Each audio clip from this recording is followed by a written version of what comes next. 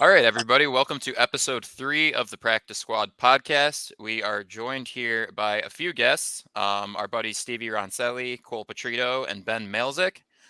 So today we're going to be just kind of discussing, their experiences along with Mark as college athletes.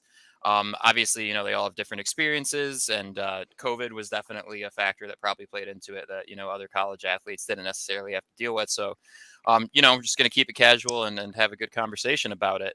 So I guess the first kind of leading question that I wanted to start you guys off with is obviously, and being an athlete requires a lot of dedication, requires a lot of sacrifice.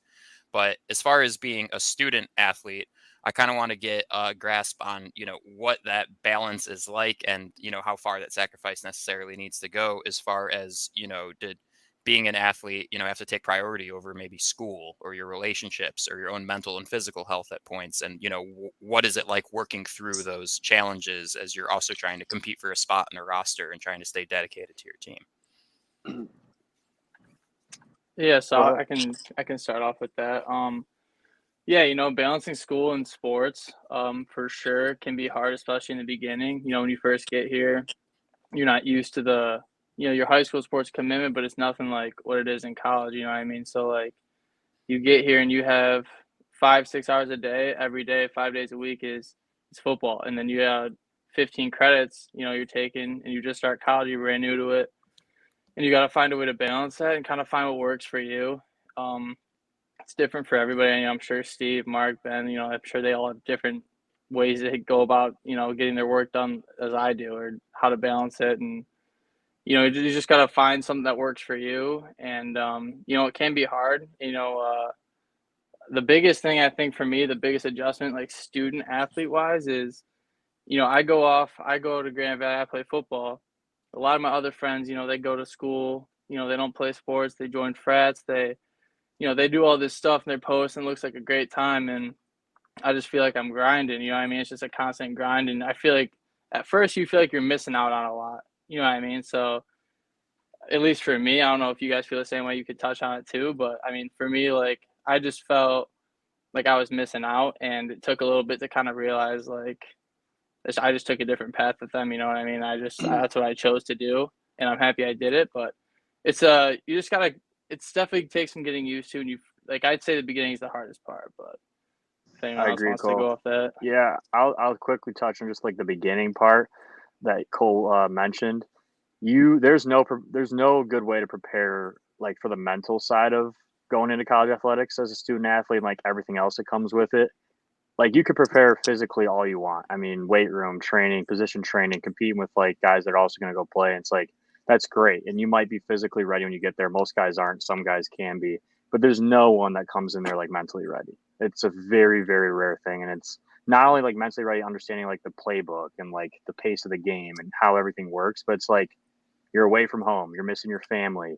If you're in a relationship, it's probably not going well because you never see that girl. Your relationships with the guys that went to different schools, like Cole said, like you don't see them. They're doing a different thing. It's completely new, and there's no way to prep for that. So I agree with Cole. The beginning was the hardest, and I told him that when he went to school.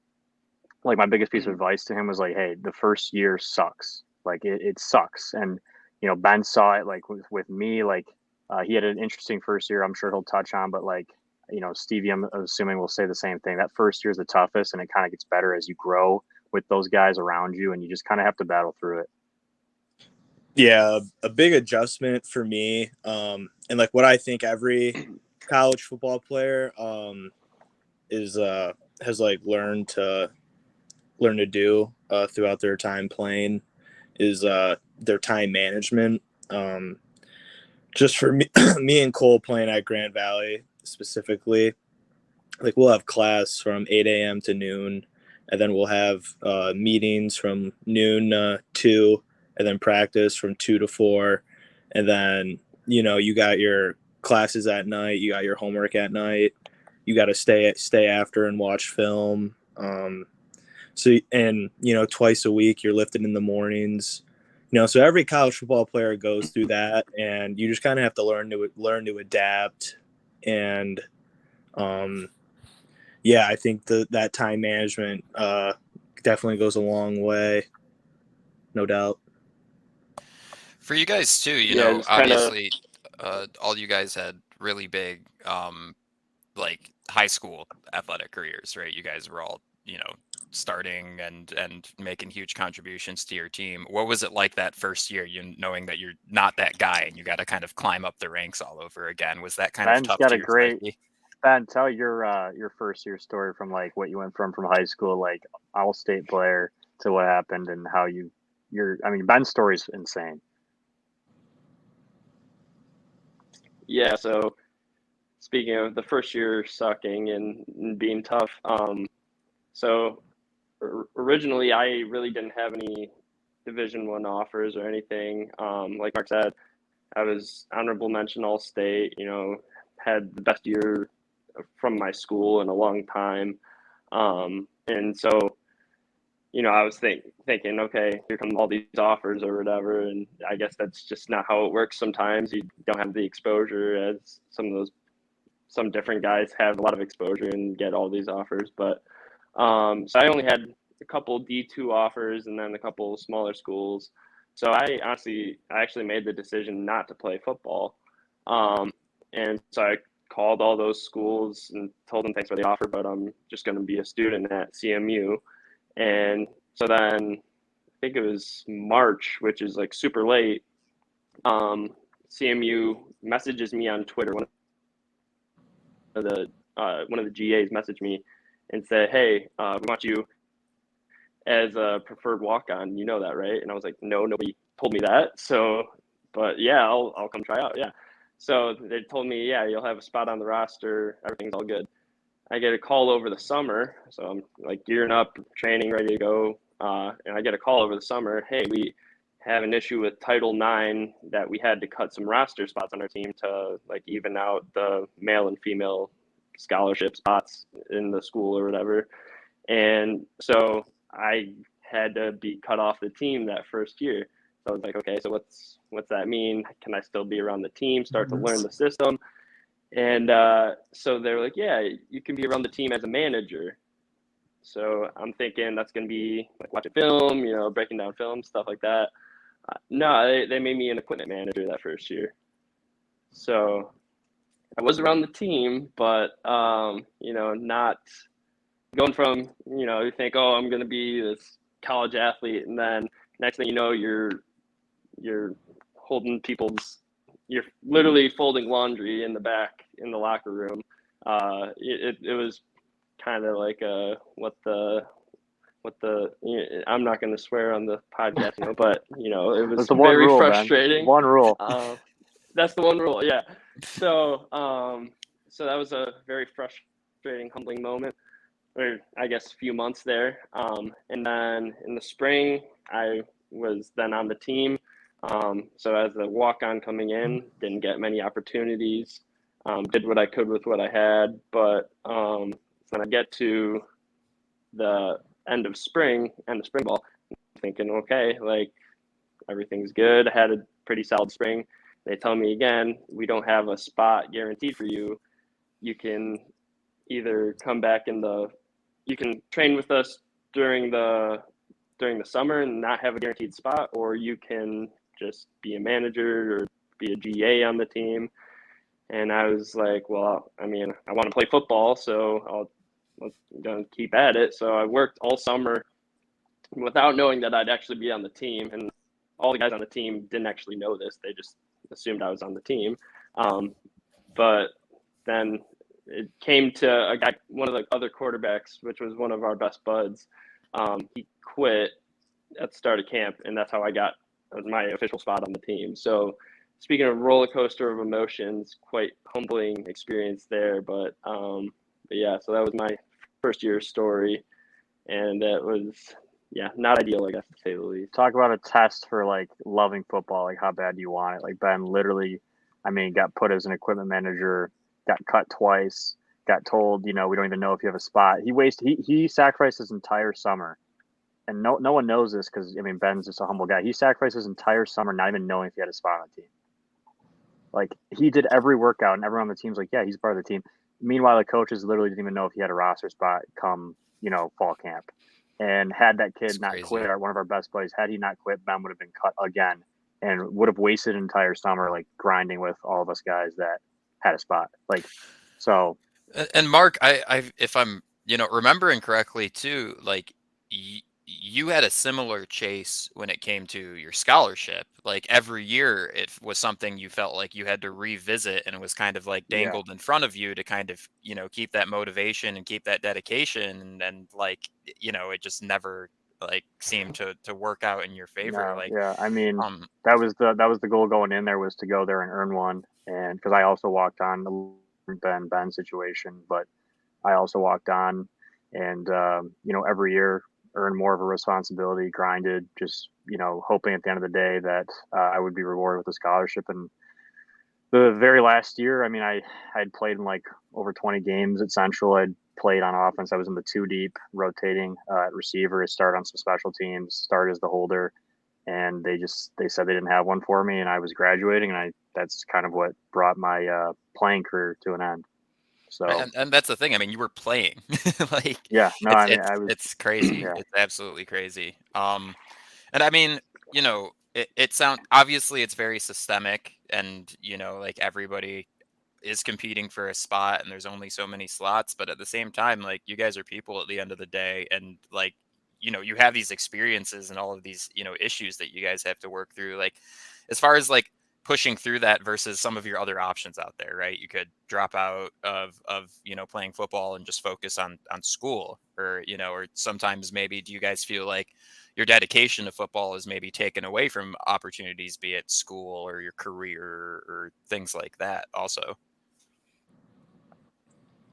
I can kind of touch on that. I'm going in my 5th year playing college football, so I'm graduated. Um, I'm starting the master's program this coming fall.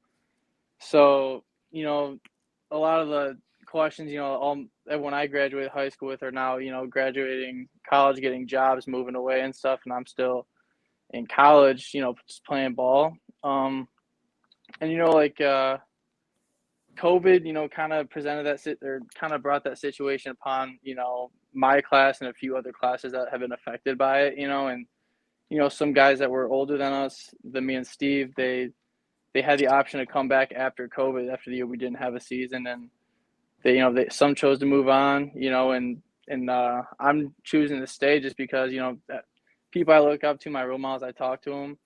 Basically, like everyone that has played, like they tell me like just play as long as you can. A professional career will always be there, and I feel if I don't keep playing, I'd regret that decision forever. If I'm capable to play, I'm gonna play. I love the game. I'm not ready to give it up.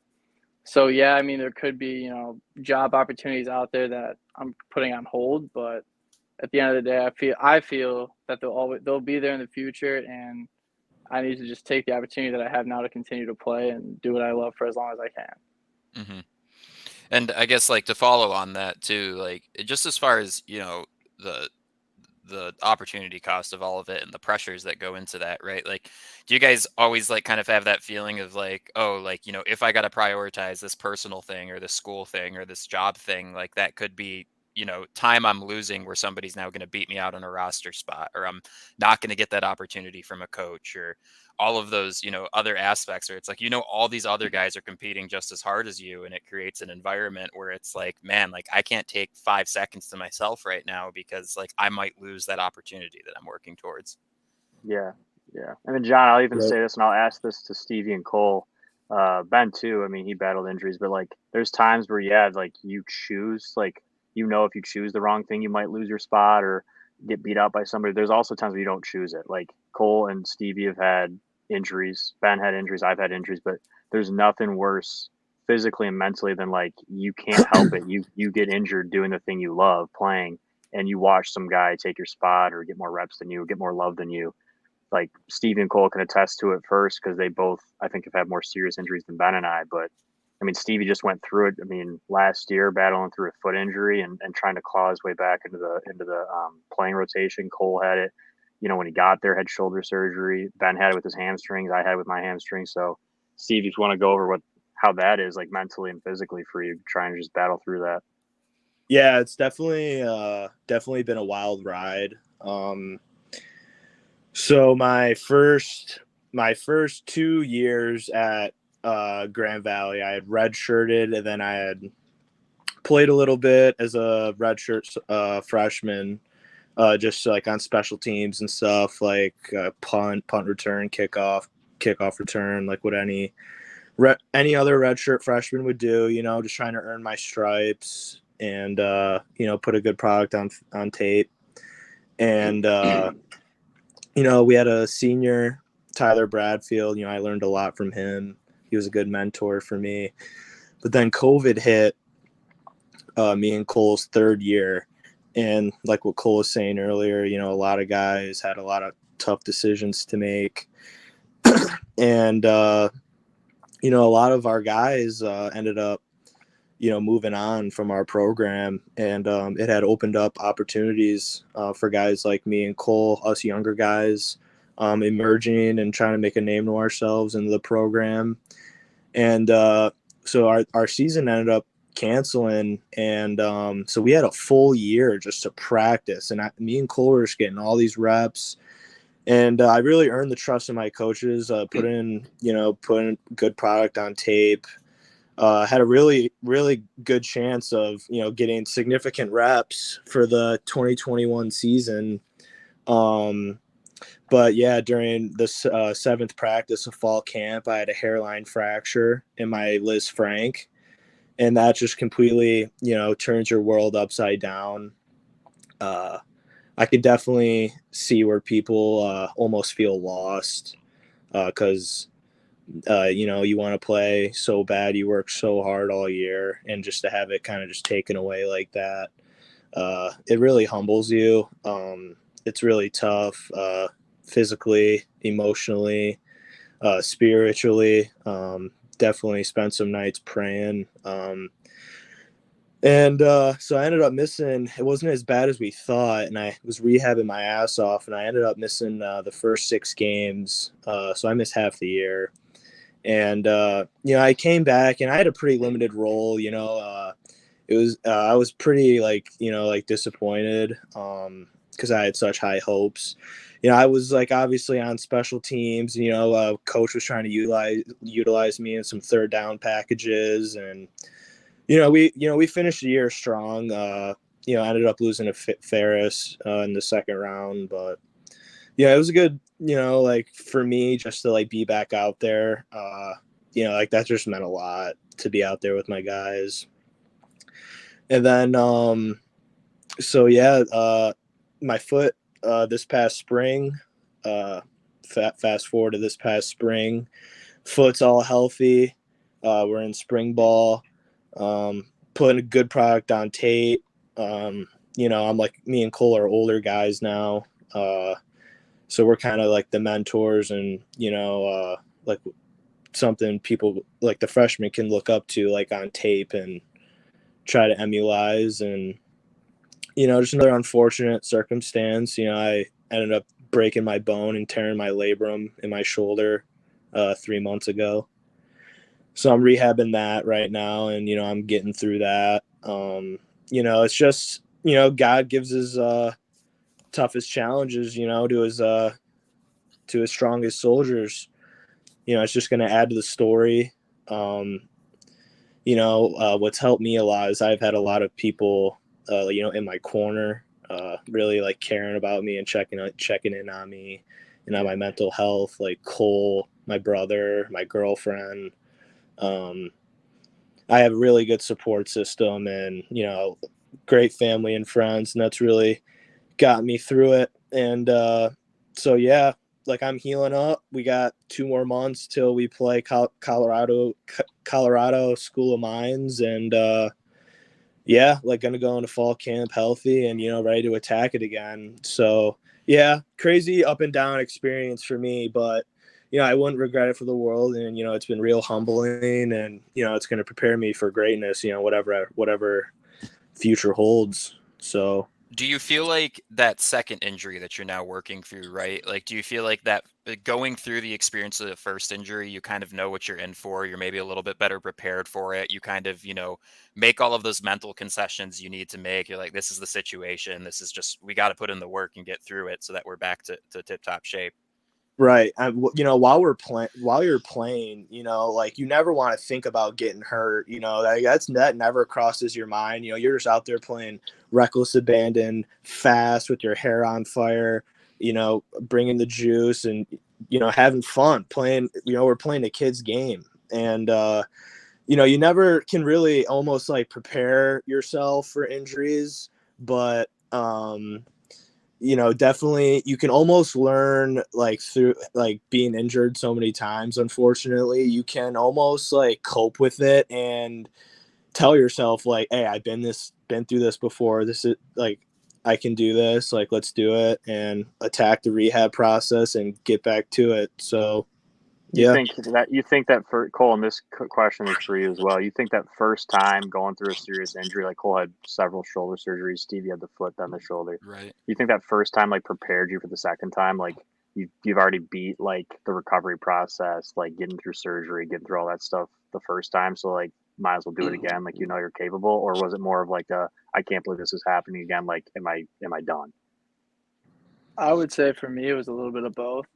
Like I've had two shoulder surgeries. It's dislocated, 4 or 5 times. I don't even know.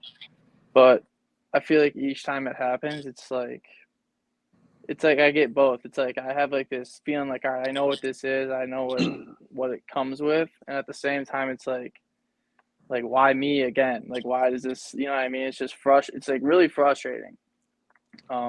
When you have recurring issues, like I've had shoulder, hamstring, both just linger. Those two, you heard it once, it's going to get hurt again, most likely. And it's frustrating, but I'd say a little bit of both to answer your question, Mark. It's like, all right, I've done it before. I know what it comes with. I know what to do. And it's also like, dang, like that's just unfortunate that happens to me again. You know what I mean? So it's a little bit of I'd like both. to publicly apologize too to Cole. The second time was me pushing him after he Yeah, that was your fault. out of frustration. That's how he landed on his shoulder and tore it again pretty bad, which was probably the My worst. only bone break ever, Mark, was because of you too. I missed second half of Scumbag, JV year. dude. Yeah. Scumbag snapping bones. Yeah. I guess He snapped my I finger also during think, gym class, and I literally missed the second half of my year, man.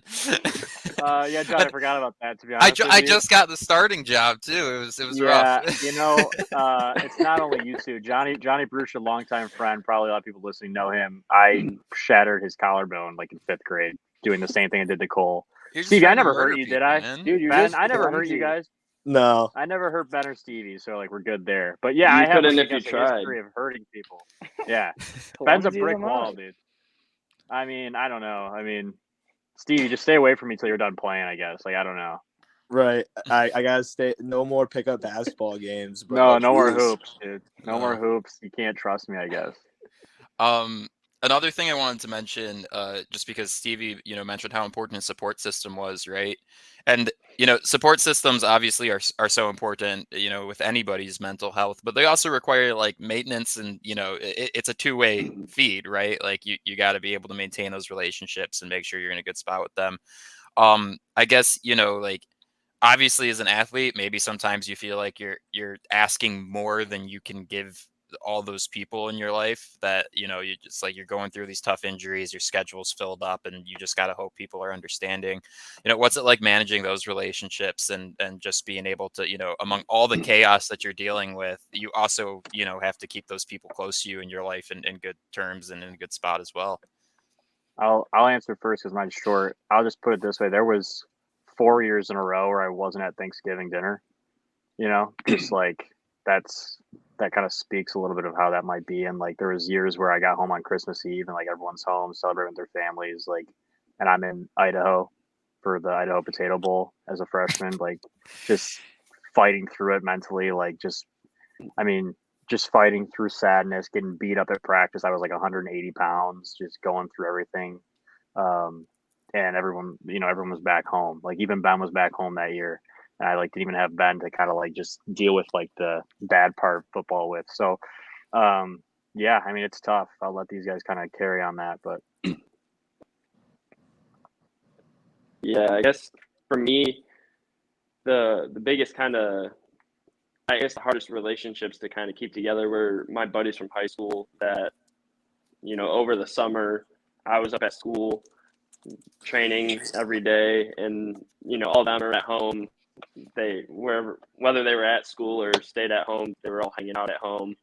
I just feel like I missed a lot with that group. That like now that I'm home full time, like I still hang out with them a decent amount, but it's just 4 or 5 years that I feel like I completely missed out hanging out with those guys. That like I didn't even know what was going on in any of their lives, because how much? You can talk on the phone, but to what extent? It's different when you hang out with your best bud. So that was probably the toughest relationships to keep together for me. For sure. Yeah, I can add on that a little bit too.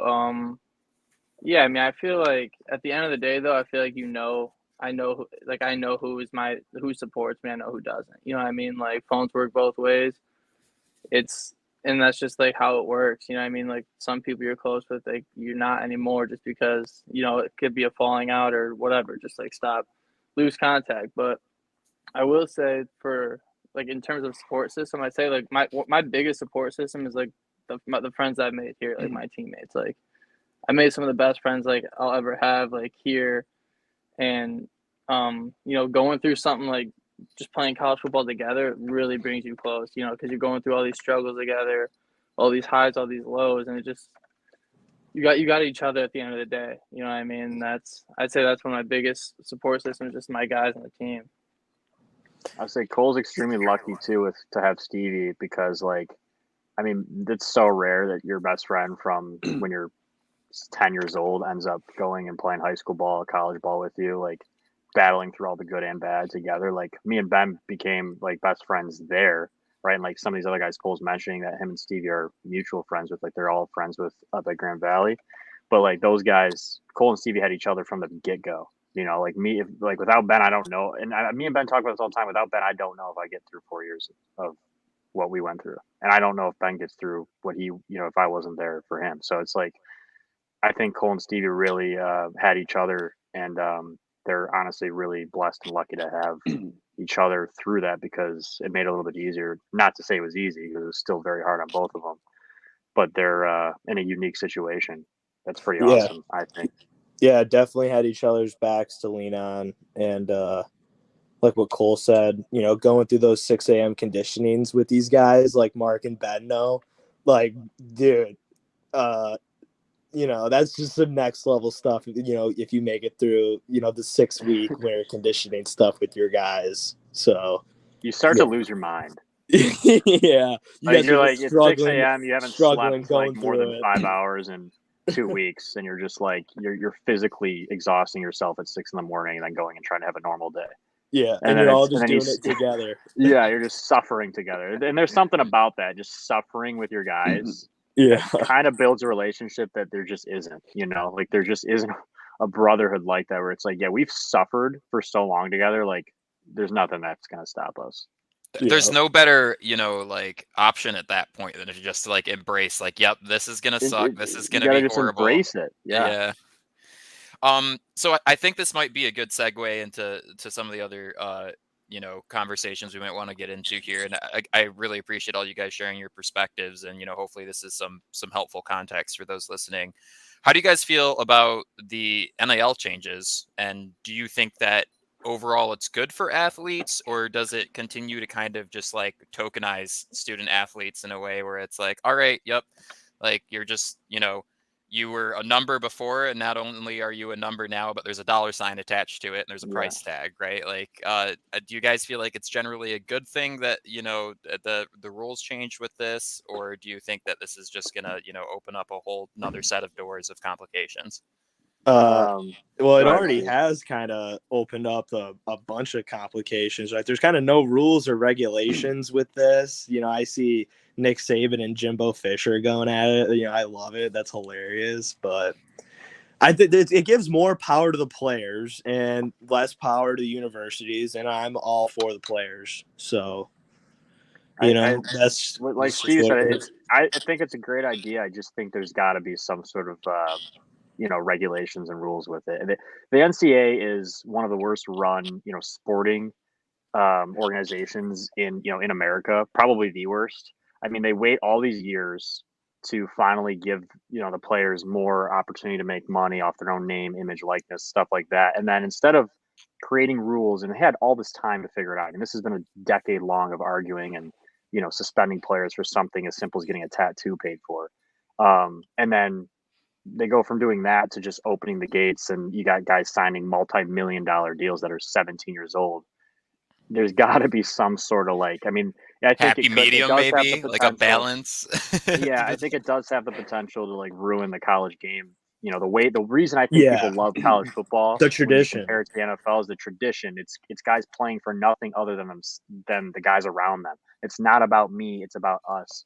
It's about the university. Right. It's about the tradition and everything that you represent. Now, I mean, we're getting closer and closer to being basically a semi-pro football. Dude, I'm seeing these 15 and 16-year-olds. I'm not real big in the high school recruiting game or whatever, but dude, I'm seeing these guys $9 million. It's, I mean, and that's not, I mean, I don't think any 15 or 16-year-old kid that, good for them. I'm not going to say it's bad to get that these people are getting money, but it's how is that going to affect the college game as a whole? Because there's for every guy that gets 9 million, there's guys like all of us that are getting jack squat, Right. It's we're doing this all for free. I mean, I lost money playing ball, Right. Well, and it's funny too, because the conversation originally was hey, if a student athlete wants to sign an autograph or take a picture or be in the NCAA video game or something like that, they should get compensated for it. And I think everybody was yeah, that makes sense. And then instead they open the floodgates on this, and instead it's hey, we'll pay you $10 million to come here and play for this school. Right. And I feel like those are totally different things, where it's okay, making money off the fact that you're a student athlete because that's just a convenient thing to be happening, versus hey, we're gonna literally pay you more than most people make their entire lives as an 18-year-old to come play football at our college.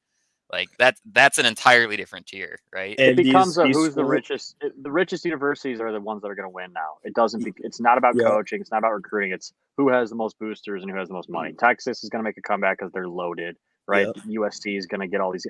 You're going to see the wealthiest schools become the best, and that's the rich not what are going to keep about. getting richer. Yeah, it's not what it should be about. I mean, schools that don't have as much money should have the same equal opportunity to recruit a kid. As some of these other schools, I think, to keep the game as honest as possible. But, I don't know. It's kind of scary to see where it's going to go, because how do you just take it away now? What do you just say, give us that money back to some of these guys that have gotten paid $7-8 million? I don't know how they regulate it now that they just kind of opened it up. And then it's a scary thing. And the other thing I was going to ask, oh, sorry, go ahead, Ben. Oh, I was just going to say, and then it's also, I mean, what is an 18-year-old going to do with $10 million in their pocket? I mean, how many nothing good NFL guys do we see that go broke within 5 years, right? I mean, that's just going to just inflame the problems that they have even more. I mean, do I blame them for? I mean, I can't speak on it because I have no clue what I would do with that much money. I can't even comprehend that much money right now. How can an 18-year-old be trusted with that much money? It's just silly to me. Yeah, on top of it, their school's getting paid for, right? Which that was the original incentive, and now it's okay, well, now my school's getting paid for, and I'm a multimillionaire. What's this whole school thing for in the first place, right? How do you guys feel about this recent announcement that the Big Ten's expanding too, right? That feels like another pretty big development. It seems to me like what's happening is instead of going from a Power 5, they're going to a Power Big 3. Is what it seems like it's happening, which I don't think it's really going to change college football that much. You might have some new rivalries created over time. You might have some more exciting games. It might be harder to win a conference, but in the big scheme of things, it is what it is. I mean, you have to beat great teams to be, considered a champion, and whatever. It's good for the Big Ten that they get USC and UCLA to come there. It's going to be good for the SEC to get Texas and Oklahoma. And then I think those other schools that are in the middle, hey, what do we do? We'll probably form another third conference, and it'll be those three conferences competing and whatever. I mean, if it's 5 or 3, it's going to end up being the same thing, in my opinion. Right. just to kind of start to wrap it up here, what's everybody's Super Bowl predictions? If not Lions, Chargers. Oh, All right. A bold take from Stevie. Mark? Stevie kind of jumped it on me. I was going to say the Chargers. I think the Chargers are. I think it's kind of going to be whoever comes out of that division, but I think the Chargers beat. I think they come out of it. I think they handle the Raiders, Chiefs, and Broncos this year, and come out of the best division we might have seen in our lifetimes. And they have every piece they need, and they somehow got better without losing a single guy in the offseason. So I think it's Chargers. Yeah, they got those monsters coming off the edge, man. I don't know. And they got Herbert, Herbert, he's absolute stud. Upgraded the offensive line, got plenty of weapons around him. Yeah. My other pick would be the Bills. Yeah, same. Yeah, they're all in too. Hey, Yeah, can I you was guys gonna hear or say, see the me? team to beat. We can can't see hear you, Cole, Cole. but we can hear you. What yeah, is we it? hear you. All right, my stuff's all messed up, dude. I'm sorry. Whatever. Hey, that's all right. We can still It's hear your okay. voice. Yeah, I was gonna say Everybody. Bills though. Bills? Bills Mafia all the way. All right, Ben? Yeah, I don't know. The Rams are still the team to beat until someone does it, but I think the Bills get over the hump this year and finally figure it out. I hope. I'm pretty convinced that we Mafia. see a Rams-Bills Super Bowl. I'd say that's the most likely outcome. I'd like to see a Saints-Chargers Super Bowl, but, that's my own biases. Hey, Saints, pretty Saints good. are sneaky. They're pretty Loaded good, brother. up. They're sneaky. They loaded Ben's up. a huge Ben's a huge Steelers fan, so I kind of want to see because you've kind of lived a life of success. So I'm curious to see Ben going into a year where you guys are expected to be historically bad. What do you think? I guess we'll see how Kenny does in his first year. Is he the guy, or is it going to be I don't know. Mitch? I think it's Mitch. It might be Mitch. It'll be Mitch for the first 8 games. I think that's it's my gonna guess. be. I think it'll be Mitch this year for sure. And I mean that defense is still stout. It was just honestly, I think Big Ben deteriorated so much that honestly was the biggest driving factor in why they weren't as successful last year. So we'll see. I think I would hope and think that Mitch could put a little bit better product out there than Ben did the past couple of years, but we'll see. I'm really excited too Hoping they're about successful. their pick with George Pickens. I think he was one of the best receivers in that draft class that nobody was really talking about because he had some off the field issues with his attitude or whatever that kind of dropped his draft capital. Sneaky fantasy pick. Yeah, he might be. Undrafted waiver pick. Who's your okay? We'll do this. Brown. Who is your one sleeper fantasy pick?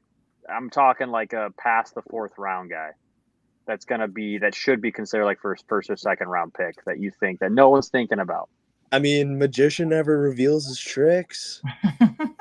No, but I mean, isn't Cole the only one in your fantasy league that you're playing against right now?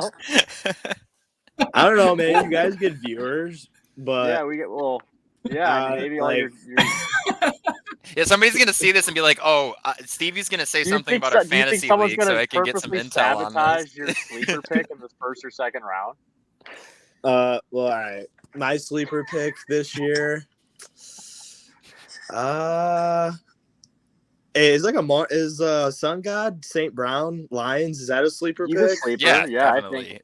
Dude, that's my Yeah. guy, dude. Lions wide receivers, Sun God. Sun God. He is. Some guy. He's a stud, man. He's an absolute stud. I'd say Brandon Ayuk. I feel like is due for his actual breakout season. Yeah. We'll see. I think they're going to be changing the structure of their offense with Debo being like, I am not running the ball anymore, and also pay me a bag. I think they're going to be leaning on some other people on that roster a little harder. So Yeah, I've heard that song before, and I didn't like it because it didn't go well. I picked him up, didn't go well. My sleeper is Hunter Renfrow. I think Devontae Adams is going to get so much attention, and so is Waller. And Renfro's going to get man-to-man coverage with safeties and linebackers and just absolutely tear him to shreds. right. Oh yeah. You Best took routes in mine the out league, of my but- mouth, man. Ah. Renfro was my big late round pick last year. That paid off big time. But I'm gonna say probably with Devontae being gone from the Packers, whoever the 1, 2, 3 Packers receivers are this year, because they're Lazard gonna maybe, pull someone or off the street. yeah, Yeah, Lazard Lazard's or probably their gonna be rookie. their number one. Well, they got Sammy Watkins now, Yeah. don't they? Do they? Yeah, Yeah. I mean, Yeah, he I mean, struggled, Rodgers is man. gonna get but- guys the Rodgers- ball. I mean, Rodgers Yeah. could make me all pro. yeah, Rodgers does his thing. You know. All right, Yeah. let's not. Yeah, not whatever, get Mark. Hey, how about Dobbins coming back from that knee injury? How about him? True. Yeah, I kind of forgot he existed. He might go dumb. Yeah. Is this the year Lamar falls apart or gets his fat contract? Fat contract. He ain't I falling mean, apart. you gotta Fat contract. pay him. You gotta pay him. I think it's a huge mistake to pay Lamar. Look, my I get he's a running quarterback, but I think you can still build a very effective team around him, even if his running game becomes, less sufficient over time. Yeah, I mean, love him or hate him. I mean, he's a franchise quarterback, so I mean, Yeah, those I agree. You guys have don't come to around. kind of have very to pay him, often. but it's I wouldn't like to have to pay him. I just still don't trust him Right. fully with health wise. I still think he's immature in the passing game. Like he makes some great throws, but a little inconsistent. I don't know if he's enough to get you the Super Bowl that they want to get, but yeah, I think Hey, Lions Joe almost Flacco beat got him. him there, and don't Lions forget almost beat him. that. Lions yeah, are- keyword Justin almost. Tucker. I remember you guys talking about that in the first episode. Another shot of the dark here. Over under 6 wins for Detroit. Over. over. Dude, MCDC, Dang, baby. over. Give All us the an way under. back. Give Under. us a I'm the only quarterback, one we're taking making the under. playoffs. Hey, Oh, hey, Mark, I think this would be a good time to make the bet here then. 6 wins. Yeah. Okay, Hey. is six that's the over. That pushes me into winning. So If they it's no 6, It's at we- 6.5 we right tie. now. it'd be Is it 6.5. So 7, you would win. That's 6, I That's would what win. it's having. The Lions 5.5, Mark. That's the bet right now. Ben just said the DraftKings official line. Oh. It's 6.5. That's what 6.5. So I'll take the Yeah. under. You'll take the under. I'll take the over. We'll have to discuss punishment at a different point. I think a cash value here when we're Well, co-hosting a podcast together. Hey, gambling's I'm legal taking now, the right? over, It's but I want Bryce Young. Yeah, I want I Stroud might or Young. just I want the CJ under. Stroud or Bryce Young. no, Right, Stafford's like, gonna we come need- back, guys. That's true. Hey, if Stafford comes back, we'll win 4 games. Great. He hasn't forgotten about it. All right. How about loser of this bet has to take the ACT? Dude, I'm turning 24 in 3 days. You got to do it in a Lions jersey too. Just show up ready for game day. Okay. Take that's the fine, ACT. Fine. That's fine. You Okay, can what leave if- after the first session. How about that? But you got to show up and take at least the first half of the ACT. Okay, what if I get over a 30 on the ACT? I don't know. Wait, are we having a sub bet? the So bet. if you Sub lose, bet. we're taking a bet on the The over. bet under. within I a got the bet. under. Yeah. I'm taking the under too, dude. Man, the test I got the a test is 29 when I was designed for high whatever. school juniors. I hope you can do better.